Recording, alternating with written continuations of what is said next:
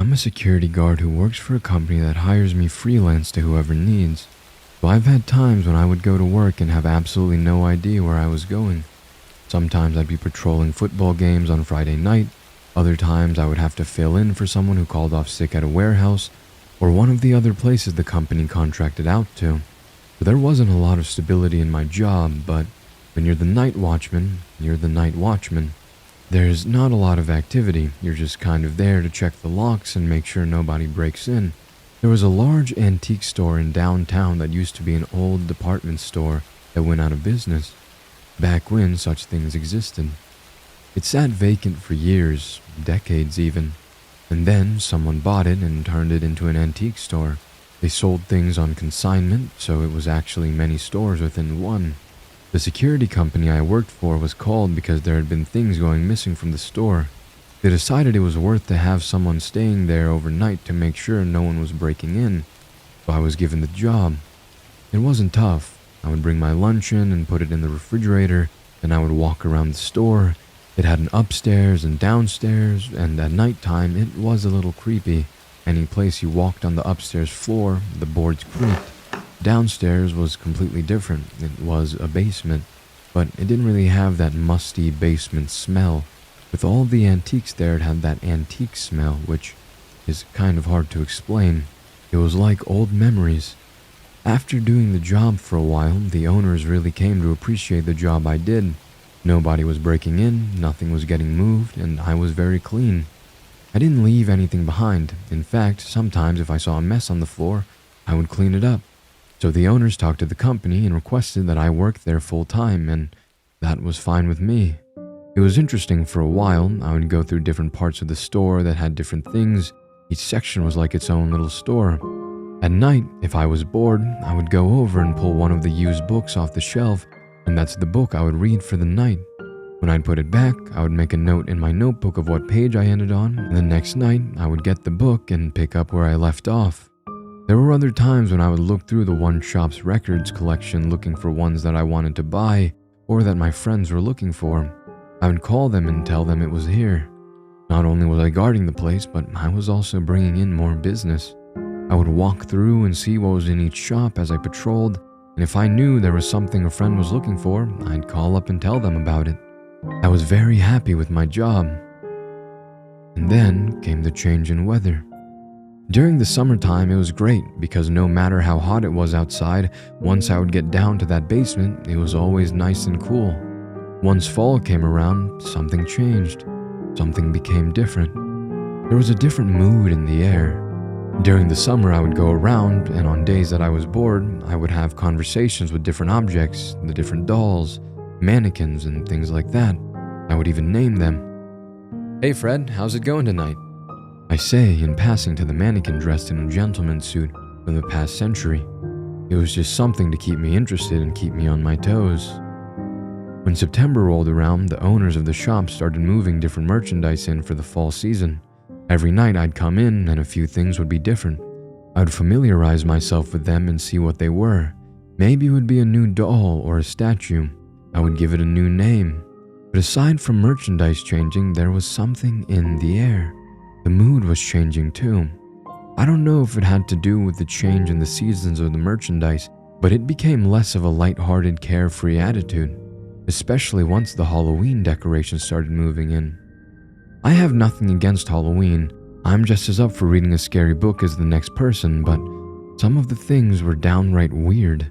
There was a ventriloquist dummy that looked super creepy. Not only were the new things moving in, but sometimes those new things would change position from one night to the next. It seemed odd to me that the shop managers would switch things from one shelf to the other.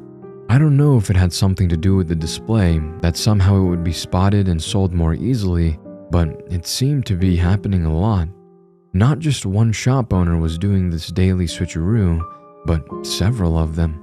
It was a mystery, but I had plenty of time to figure out a mystery while I was sitting around every night in between patrols. It was shortly after that I heard the first sound. Now mind you, I sit in total silence all night when I'm guarding the place. I don't listen to music because I want to keep my ears open for anyone messing with the doors. By this point, I'd come to know the sounds this store made. There were times when the heat turned on and the pipes would creak and pop. There were times when the floors would creak because of the change in temperature. The first night I heard it, it freaked me out so badly. After months of working here, I knew exactly when every pop and creak will happen and what caused it. This one was different. I was sitting there reading a book when all of a sudden I heard a creak directly over my head, as if someone had just taken a step above me. One step, and that was it. I froze. I slowly put my book down and looked up. The ceiling didn't provide me with any answers, so I quietly crept out of my spot and started up the stairs, pulling out my flashlight. It was easy to see and get around, but there were still dark corners where the flashlight came in handy. I made it partway up the steps and flashed my light around, trying to spot someone as quickly as possible. I focused my light on the spot where I'd heard the sound, but there was nothing there. I slowly crept around the side, trying to come to that spot and head off any angles where someone could escape. I kept my light trained on the spot so I would see if they peeked their eyes around the corner or if they suddenly darted off in a different direction. But nothing happened. As I got closer, my apprehension grew. I switched my flashlight to my non-dominant hand, unlocked the taser, and had my hand on it. "Whoever you are, you're trespassing," I said to the air. I didn't get any response back. The creaks being caused by my own feet were creeping me out as well. I came to a spot where there was a display, and I knew that was exactly where I had heard the footstep. I stood there, mesmerized, looking at the little pumpkin face decoration smiling at me. I darted around the corner and flashed my light at the only place the person would have had to hide, but there was nothing there. I suddenly felt very exposed. The thought crept into my mind and refused to leave. Someone's here, and you can't see them. I looked around behind the display, but there was no one. I did a slow circle around all the other displays in that general area and found nothing. You know how when you're watching a horror movie and you know something terrible is about to happen, and it doesn't? It makes you that much more terrified of what's about to happen next. That's a rabbit hole that I was slowly tumbling down. The longer it took me to find someone, the more apprehensive I became. I did a slow walk through the entire upstairs, paying close attention to the dark corners. But there was absolutely nothing out of the ordinary. The only thing I could find different was once again a few pieces of merchandise had moved positions. Was somebody sneaking in and moving stuff around just to creep me out? I was mystified as to why. I mean, sometimes kids do stupid stuff like that, but how could they get inside? I double-checked the locks on all of the doors and they were secure. After I did my round, I wasn't satisfied by any means. I would have much rather found something than nothing, because something you can chase away, you can yell at it, you can tell it you're going to call the police. But with nothing, there's not a single thing you can do.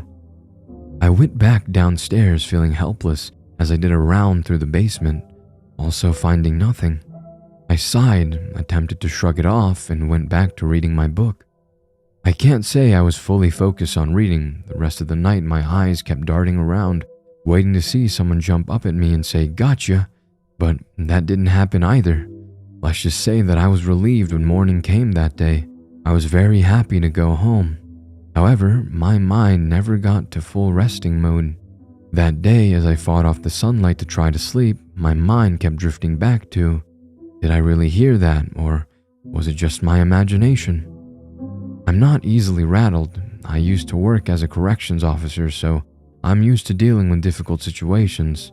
But this was bothering me because it was a situation where there seemed to be no situation, and that bothered me because that meant it was all in my head. I went back to work that night and was on edge the entire night. I did more rounds than usual. I tried to stay diligent of dark corners. I shined my flashlight around a lot more than usual. It was like my entire body was keyed up in anticipation of the same thing happening again. But it didn't. Nothing happened. I wasn't sure if that was better or worse. The night after that, I went back to work and tried to settle into my normal routine, mentally laughing off at the fact that I got so upset over nothing. That night, once again, I was sitting downstairs after having completed my first round and was reading my book when I heard the footstep. This time it wasn't just a creak of a board. I heard an actual footstep, like a boot had stepped on the floor. I instantly felt pins and needles all over my body. I slowly set down the book, picked up the flashlight, and started upstairs. Like the last time, I moved slowly and cautiously, trying to flank the position so that anyone who was there would not be able to get around me. "Whoever is here, you're trespassing on private property," I said, panning the flashlight around. "If you don't leave, if you don't show yourself, I will call the police." Nothing. The only sound was the fading echo of my own words. I approached the same display where I had heard the creak the last time. Once again, I found a colorful display of pumpkin decorations staring me back in the face, but no person, no boot, no nothing that could have possibly made the sound. The only thing that was different this time was one of the pumpkin decorations was swaying back and forth a tiny bit, as though someone had bumped the display. My search of the upstairs proved futile and fruitless. I went back to my book feeling rattled, but also annoyed. I was going to catch whoever was playing this stupid trick on me. It was a mission.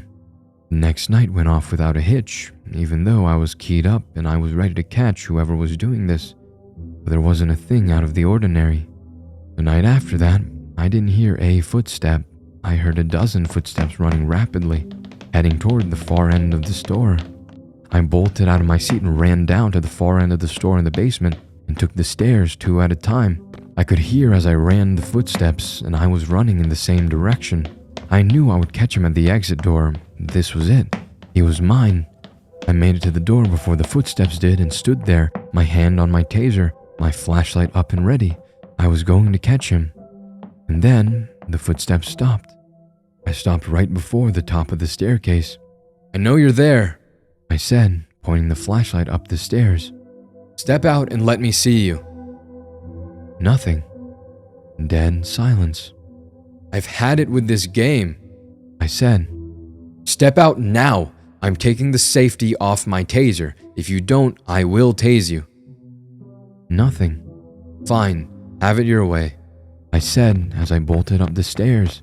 The footsteps had stopped right there. The person should have been standing right there, but there was nothing. There was no place he could have hidden. It was all open at the top of the stairs. He couldn't have walked away. I would have heard the floor creaking. He couldn't have gotten past me. I would have seen him.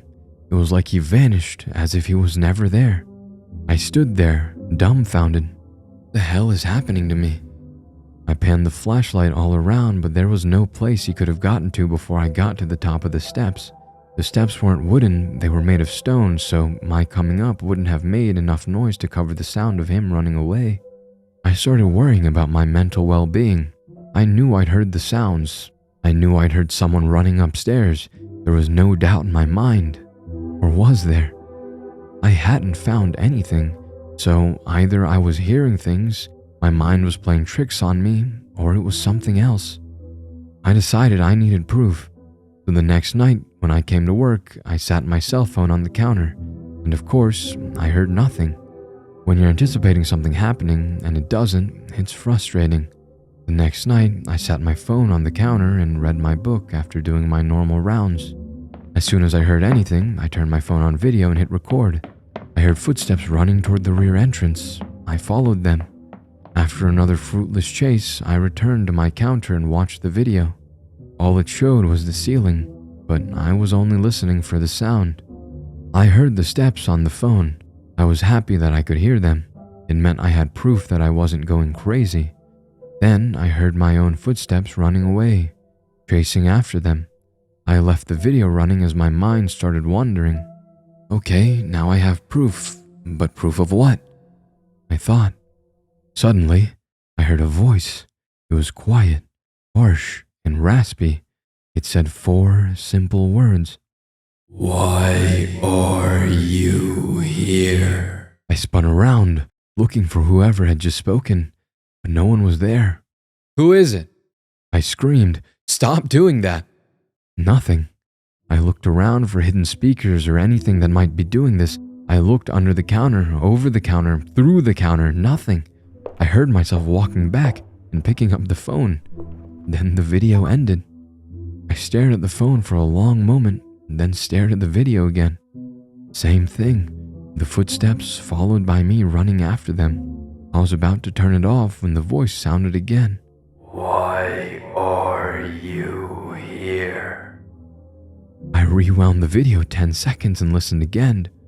Why are you here?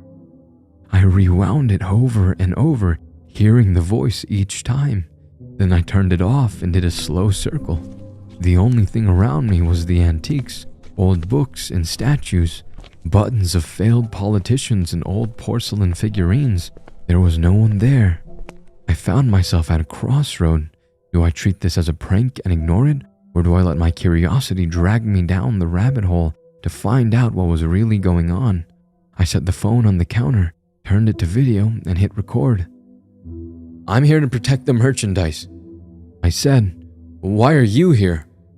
I looked around and saw nothing out of the ordinary. I let the video record for another minute and then shut it off and played it back. I heard my own voice ask the question. Then after a few moments of silence, I shook my head at my own stupidity. Of course that wasn't going to work because there was nothing there, I thought. Just then, I heard the voice. You don't belong here. It said in a low, raspy voice. My shaking hand reached for the phone. At that moment, I completely agreed with the voice. I didn't belong here. My knees were shaking. Chills ran up and down my spine. I spun around trying to find the mystery voice, but it wasn't there. I nearly dropped the phone. My hands were shaking so badly when I rewound and listened to the video again. The voice was still there. I laid the phone down on the counter and started another video. I have to be here, I said, trying not to stammer. It's my job. Then I let the video record for another minute. When I rewound it and played it, I got my answer. Leave and never return. It said. I stared. I started another video and said, And what if I do return? When I played it back, I wish I hadn't. The only word it said was, Consequences. I suddenly felt cold. The temperature in the room had dropped below freezing. I didn't try to ask any more questions after that. I picked up my phone and went upstairs for the rest of the night. When the owners came in the morning, the woman asked me if I was feeling okay. You look pale, She said. like you've seen I'm fine. I said, interrupting her. Just a little tired. Well, go home and get some rest. She said. Thanks to you, we're having a record quarter. I smiled weakly and opened my mouth to say something, then thought better of it. I'm glad I can help out, I said, then excused myself and drove home. It took every ounce of fortitude I had to step inside the store that night. When I turned and locked the door behind me, the click had a sound of finality. I walked slowly through the upstairs on my first round, suspicious of every nook and cranny. Even the friendly faces on the dolls and festive decorations took on a sinister look. It was as if the entire store was watching me. By the time I reached the stairwell at the far end of the store, my nerves were shot. I had my flashlight out and my hand on my taser.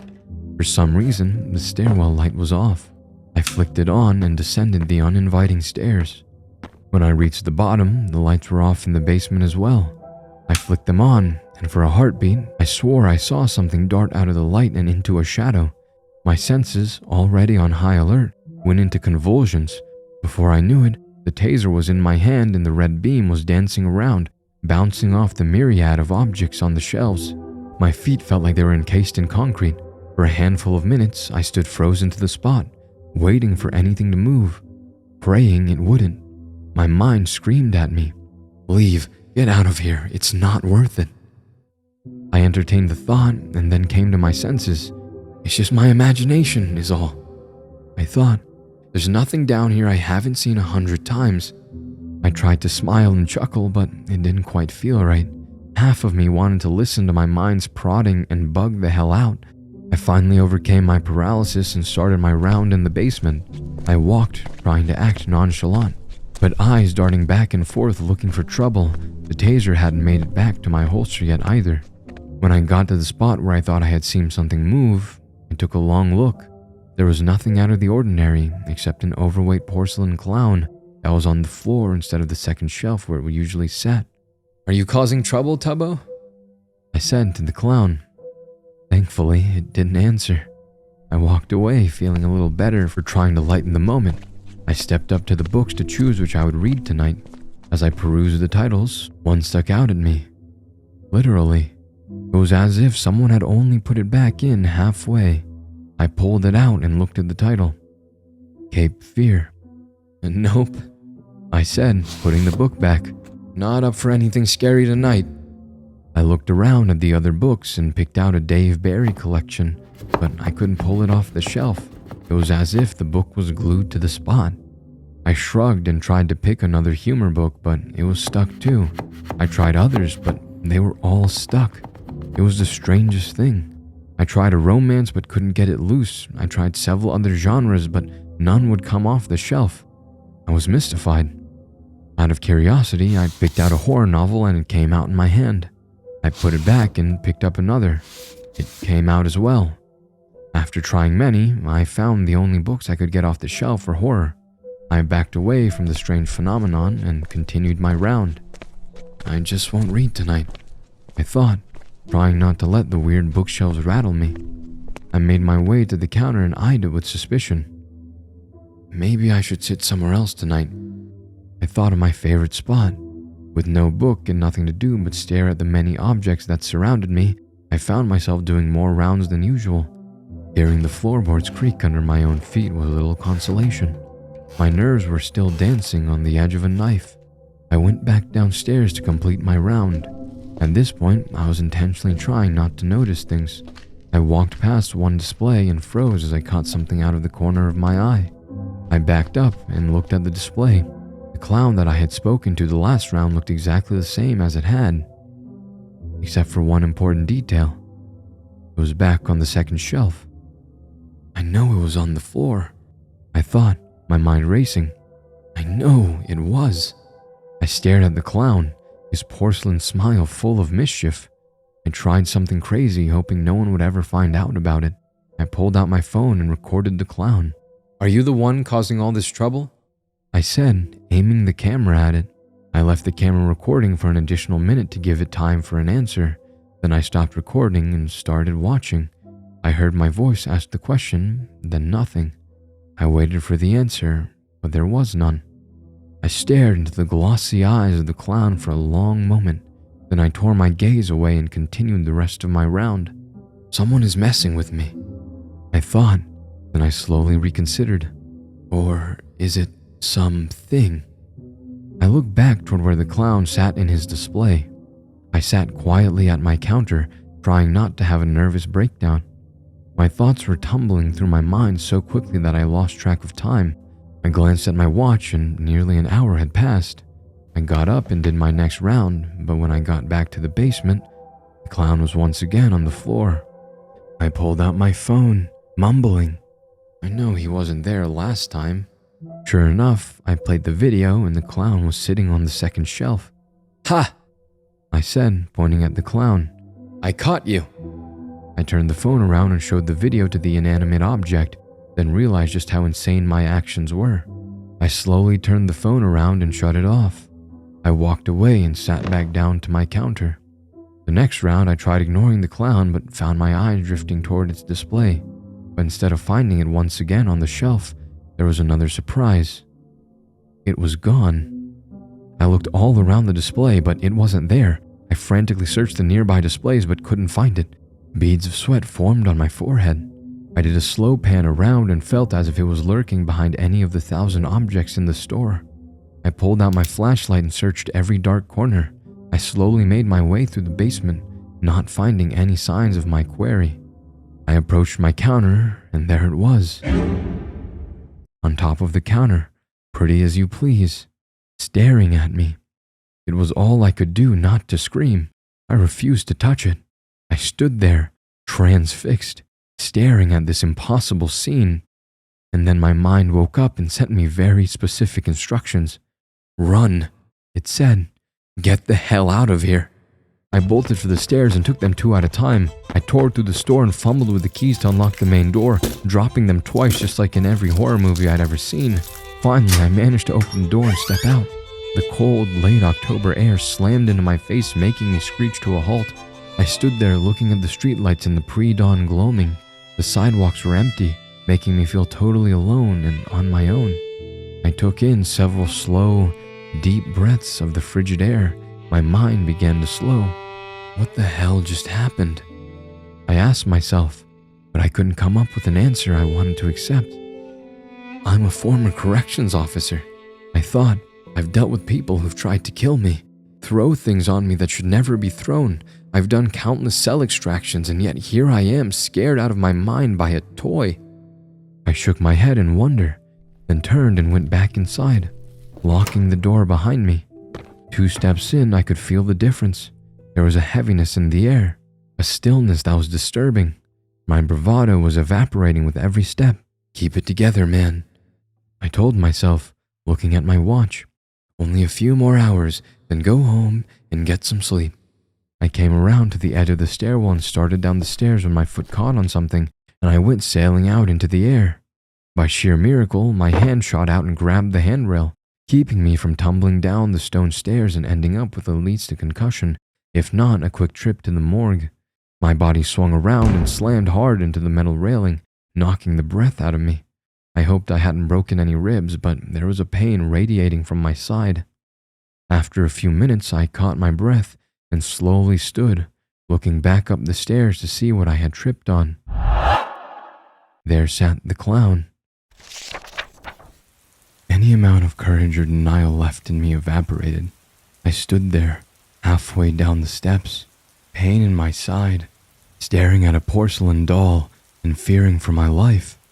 I climbed the stairs and sat on the top one, across from the clown.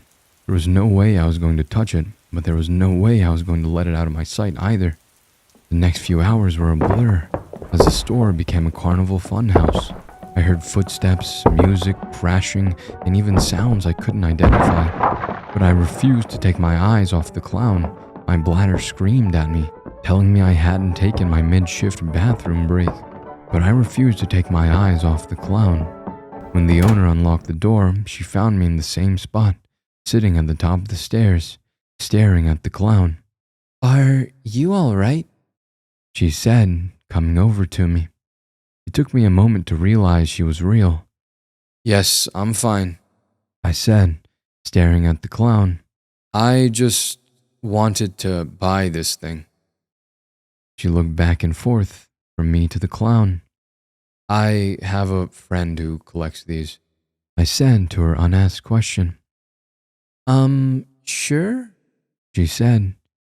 You want to bring it over?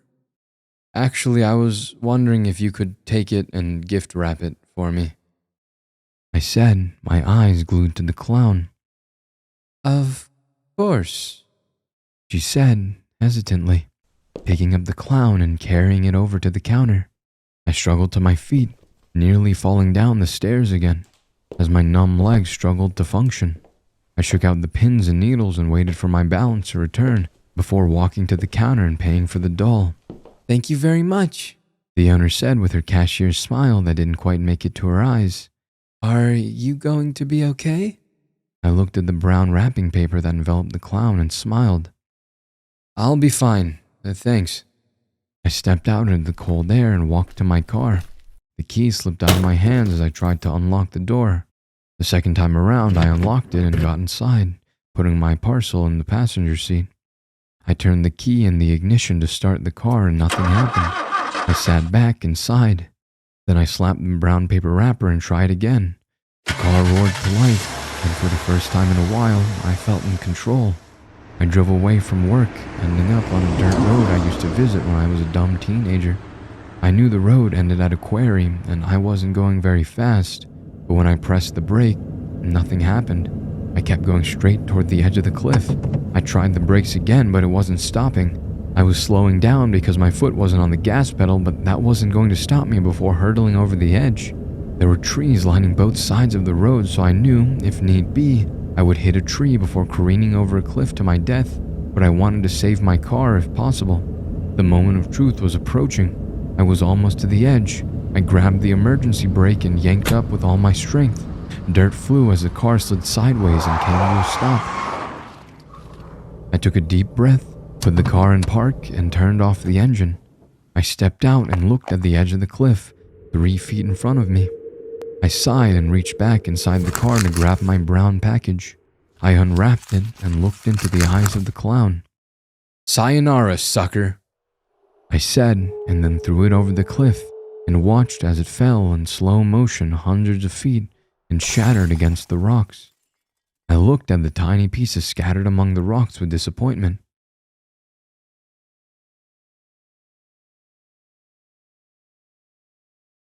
I thought, I guess I've watched too many horror movies. I got back in my car and it started on the first try. I smiled as I drove home and slept like the dead until my alarm went off and it was time to get ready to go to work. I sang in the shower, I sang along with the radio, and I was still humming a happy tune when I got to work. It was the happiest I'd been in days. I did my first round with a skip in my step. Even coming to the display where the clown used to be couldn't put a damper on my spirits. The empty space on the shelf where it used to sit made me smile. I came to the bookshelf and was happy to pick a book for the evening now that I would be able to enjoy reading again. I did my best to ignore the supernatural ramifications of the previous week as I chose a book. I reached for the Dave Barry book again, but it wouldn't budge. I tried another book, but it wouldn't budge either. I reached for a horror book and it came out in my shaking hand.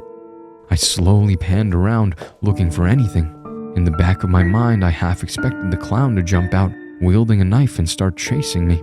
When that didn't happen, I floundered, not knowing where to look next. I went to my counter and sat the phone down on record. "Where are you?"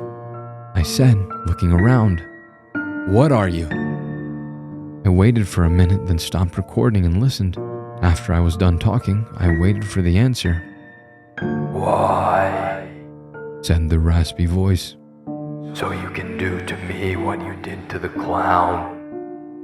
I stared at the phone with dismay, as if it was whatever was saying this. I started another recording. "How do you know what I did to the clown?" The voice answered with a harsh chuckle, and then a single word. Prepare. I started another video and said, "Prepare for what?" but the voice was silent. "Prepare for what?" I said on another video, leaving more time. No response. I guess it sucks to be me, I thought ruefully. I plopped down on my chair and thought about what could be worse than the last few days of living in fear. My happy mood was gone. Now all I felt was hopelessness. The night dragged on for what felt like an eternity. There wasn't a sound, not even a hint of anything out of the ordinary. The silence drove me to the brink of insanity. I waited all night for something to happen, but nothing did. When morning came, the owner was brimming with excitement. Happy Halloween! She said, as though Halloween spirit was overflowing out of her. "That's today?" I said. "Of course. I think I might need to take tonight off." On Halloween? She said, looking distressed. When all the tricksters are looking out to do no good? Tonight's when I need you the most. I looked into her pleading eyes and sighed. "Of course, I'll be in tonight," I said. Her face immediately lit up and she became brilliantly happy. Oh, good. I'm so glad. I went home and tried everything I could to get some sleep. I even took a sleeping pill, but nothing could get my mind to shut down. I couldn't stop thinking about what could possibly happen. All this trouble I'd been having. And then, add on top of that, the fact that it was Halloween night was too much. I couldn't fathom what was about to occur. In the end, I got maybe an hour of sleep. When I got up to get ready for work, I was completely frazzled. I put my taser and flashlight on my belt, then looked in the drawer and saw my snub-nosed .38 sitting in its ankle holster. I picked it up and stared at it for a long time. The ramifications of taking it with me were huge. Was I prepared to face the consequences of what would happen if I used it? After a few minutes, I made my decision. That night, on my way to work, I passed dozens of kids in colorful costumes running cheerfully from house to house, having the time of their lives. I wondered if any of them would ever have to face a moment like I was about to. When I turned the key in the door to lock myself in my prison of antiques for the night, the click had a note of finality. My mind had been running through a list of potential disasters that could happen that night, and nothing had not made the list.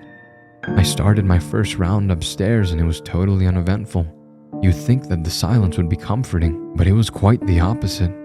My eyes darted back and forth searching for where the attack would come from. Once I got downstairs, I was jolted into full panic mode. There was new merchandise that must have come in today. It was 3 life-sized mannequins that were dressed in Halloween costumes. The hair stood on the back of my neck, and my anxiety level jumped to 11. I stayed as far away from these things as possible. I wanted absolutely nothing to do with them. I was tempted to call the owner right then and say I quit.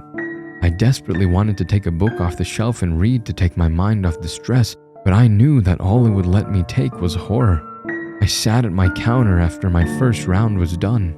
My leg bounced nervously and my hand sat on the counter, shaking. I didn't know if I was heading for a heart attack or not. I sat there, dreading my second round, waiting to hear anything unusual happen like had been for the last week, but there was nothing but silence. Dreadful silence. It was like the silence of a volcano that was quietly building pressure until the eruption, and no one ever sees it coming. That's what I was waiting for. The eruption. Second round came, and my walk through the upstairs was disturbingly quiet. When I got downstairs, I noticed 2 of the 3 mannequins were still where they were supposed to be. The third was missing. Please, can't I just have one peaceful night? I thought. As the thought rattled through my brain, I heard a rustling. I looked over to the side and the third mannequin was stepping toward me. I froze in shock. The impossibility of what was happening seemed to ricochet off my brain. It refused to penetrate. The mannequin took a step toward me, then another. Finally, my mind got out of denial mode and went into full red alert mode. I pulled out my taser, put the red dot in the middle of the mannequin's chest, and pulled the trigger. The surge of electricity didn't faze it. It kept stepping towards me. I didn't know what to do. As a last resort, I reached down to my ankle and pulled out the .38. The mannequin started waving wildly and making strange noises. It terrified me beyond anything I'd ever felt before. It was a mere half-dozen steps away from me when I fired. I hit it square in the middle of the chest. There was a small hole in the front, and something flew out of the back. The mannequin stopped, as if I had just hit the pause button. It slowly toppled forward, and when it hit the floor, pieces flew off. I noticed there was clothing underneath. I also noticed a large red hole in the back of the plastic. My curiosity overwhelmed my fear, and I stepped forward to discover what had happened. I looked down, and oozing out of the red hole was blood. I hesitantly reached for the mannequin and rolled it over to find the faceplate had broken off, and I was staring down into the eyes of the owner of the store. "No!" I screamed. She tried to say something, but blood gurgled out of her mouth, making it barely audible. I leaned closer and she spoke again.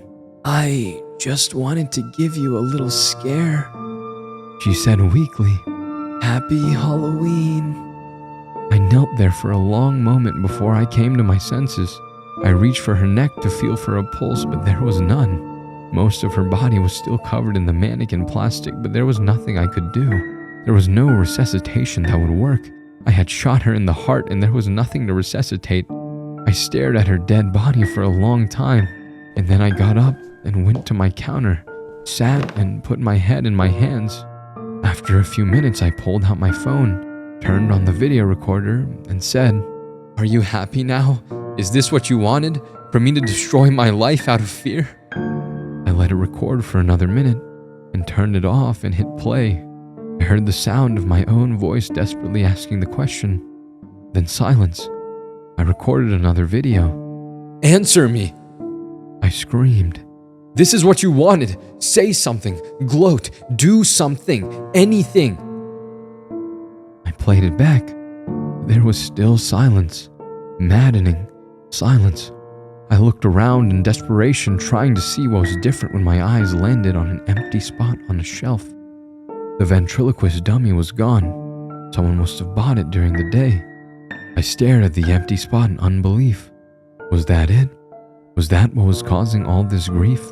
All this madness? To test the theory, I went back to the bookshelves and pulled out a Dave Barry book. It slid off the shelf into my hands. I looked down at it and realized whatever had been terrorizing me was gone. I should have been relieved. I should have been happy. Then I looked over and saw the arm of the dead woman with a hint of a puddle of blood beneath her. I knew it had destroyed my life. It didn't matter that it was no longer here. For a fleeting moment, I thought about cleaning up the mess and burying the body on the outskirts of town, somewhere she would never be found. But she didn't deserve that. I couldn't do that evil thing to her after all she had done for me. I sat down and typed this out on my phone so that others would know the story, so that this woman wouldn't have her death be a mystery. I also wanted to warn others of the dangers of unknown things. Don't play with these things. Don't challenge them. Get away from them before they ruin your life as I've ruined mine. After typing this story, I realized there was still one thing left to do. I went upstairs and broke into the office. I dug through the receipts for the day and found one for the ventriloquist dummy. Fortunately, the woman who had bought it paid with a check, and the owner hadn't had time to take it to the bank yet. I pulled out my phone and took a picture of the check, which had her home address on it. I got in my car and drove straight there. All the colorful munchkins had abandoned the streets to go home and work on their stomach aches. It was after midnight when I quietly broke into the woman's home. I pulled out my flashlight and searched the entrance hallway. Then, not finding it, moved to the parlor. There were quite a few antiques in the room. I looked around, slowly trying not to miss what I came for. Finally, I saw it sitting on a small table near the far end of the room. I went to it and picked it up. It was much heavier than I expected. I struggled to balance it so it wouldn't fall on the floor and wake the house owner. I turned to leave and nearly ran into an old woman standing in front of me. Who are you and why are you holding that? She said in a tone that conveyed more curiosity than alarm. I'm sorry, ma'am, but I have to take this, I said, struggling to keep it in my arms. There are so many other items in this room of greater value, she said, gesturing around. Why that particular one? I don't really want to say, ma'am. And I don't want to be standing on the cold floor in my robe watching a stranger take my property, yet here we are. Would you believe the warranty ran out and I need to take it back to the shop? She glared at me like a teacher I had just told the dog ate my homework. Okay, the truth is, this thing is evil, I said. Evil? She said. Whatever would give you that idea? I sighed, then quickly went through the recent events, hitting the highlights. And you still have these recordings? She said. Yes, they're here on my phone, I said, setting the dummy down and pulling out my phone. Would you mind if I listened to them? I shrugged and played the videos one by one as she listened with such curiosity that she barely moved. When they were done, she stepped back with a pensive look. Interesting, she said. Now do you see why I have to destroy it? Are you the only person in the store when these recordings were taken? Yes. So it was speaking directly to you? I believe so. Why? There are two erroneous assumptions you made about this object and myself, she said. What are those? First is that this object is evil, she said in a mannerly tone with just a hint of teacher in it. Inanimate objects are neither intrinsically good nor evil. But this thing, I said, pointing at the dummy. Yes, it did things that made you react a certain way, but that still doesn't define it as evil. I looked dubiously from her to the dummy and back. The second assumption you made was that I was some poor innocent victim, that I had no idea what this thing was or what it's capable of. She said with a gleam in her eye. That I haven't been searching for this object my entire life. My eyes went wide with realization. And now that you have it, what will you do? I said in a voice that sounded detached and distant. Repair, she said in a low, raspy voice that sounded so much like the voice on the recordings it gave me chills. I reached down to tie my shoe, then sprung up, pistol in hand, and shot her in the forehead. Her head snapped back and then slowly drifted forward. She gave me a look of surprise that turned into sheer rage. You think you can... She said before collapsing to the floor. I watched as she bled out on the ancient carpet. That's gonna leave a stain, I thought. I looked down at the ventriloquist dummy, then looked around the room at the many other objects. Each of them looked old, just like the dummy. I felt a closeness in the air, like a pressure building. From the front hall, I heard a crash. I felt the dummy drawing my attention. Suddenly, I felt surrounded and helpless. I ran to my car, feeling better as soon as I hit the cold air outside. I stood there gasping, sucking in lungs full of fresh air. Then I turned and looked back at the house. The thought of those things being sold at an auction to unsuspecting victims was more than I could bear. In for a penny, in for a pound, I thought, digging through my glove box and finding a lighter. I stepped back into the house, feeling stifled as soon as I did, and found as many papers as I could. There was a stack of old newspapers in the foyer. I crumpled some up and threw the rest of them in the middle of the parlor floor. I lit a handful of crumpled newspapers and threw them in the corner. Then I lit another as a large glass cabinet suddenly tipped over, nearly crushing me. I dodged, then lit some more newspaper and dropped it beside the cabinet. Objects started flying. Small ceramic figurines darted through the air towards me. Some missed and hit the wall behind me. Others hit with surprising force, cutting me, but only increased my resolve. I continued to light bunches of paper and throw them around the room while flames climbed high, licking the ceiling as they devoured the curtains. The entire room was ablaze and in chaos, inanimate objects becoming deadly missiles as the flames consumed the room. I backed out of the disintegrating room, staring at the ventriloquist dummy engulfed in flame, then ran to my car and watched as the house collapsed in on itself. I breathed a sigh of relief as I sat in my car and posted the rest of this story for everyone to know before I go away. I hope I've at least saved a few innocent victims.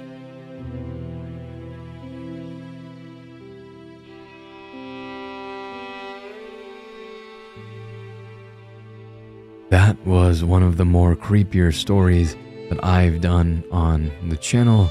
Hey, Animas here.